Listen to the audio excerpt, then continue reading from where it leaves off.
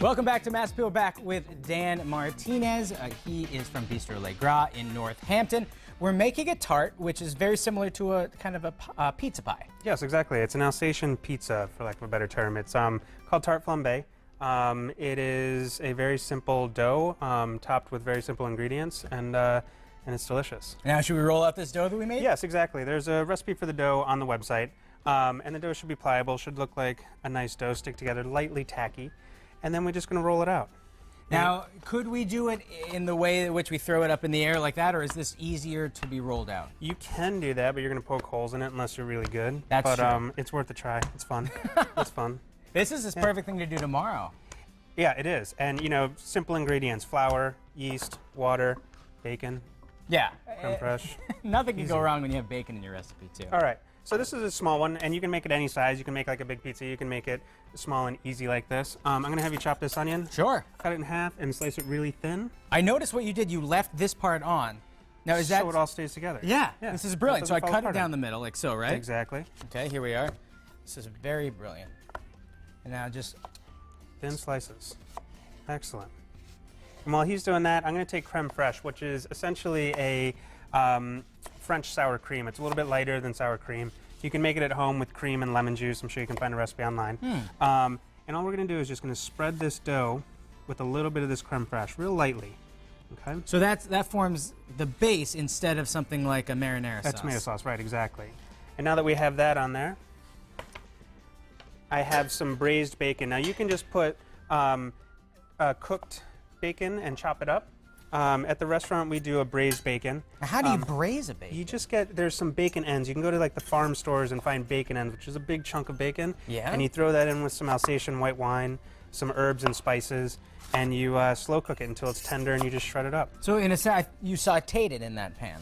I did, yeah, with a little bit of wine. So it breaks down and gets really soft and tender. Because a braise, yeah, it's not a definite saute. There's a little liquid in a braise? Half and half, yeah. Okay. It's liquid, wet and dry. All right. I think I did enough of this. I think you're good. Okay, good. We're taking very little. No. We have onions for dinner now. Perfect, good. All right. So then we're going to top it with a little bit of onion. All right. A little bit of salt. This is a whole lot easier than I thought it would be.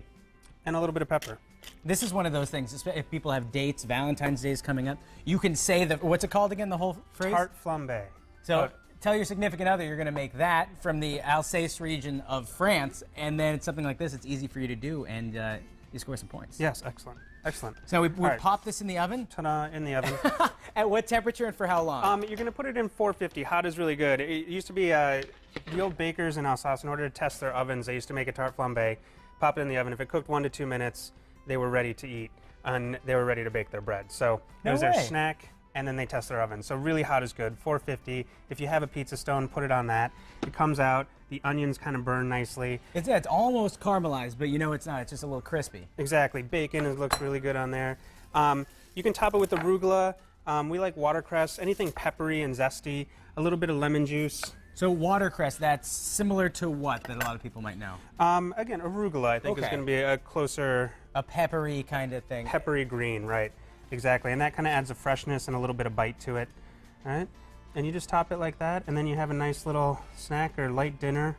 And it goes great with cocktails, as we've been finding out from Bistro. Oh, I bet, yeah. So... and it's easy. So once again, it just cooks for a couple minutes in the oven. Yes. Once it's brown and crispy, you're done. This is pizza made easy and made fancy because of the name. That's right. Tarte Flambée. It's fun to say. If you were to put a few different ingredients on there, people were to make alternatives, what are you thinking? Sure. Another classic one in the Alsace region for the Tarte Flambée is they do it with Gruyere and mushrooms. Okay.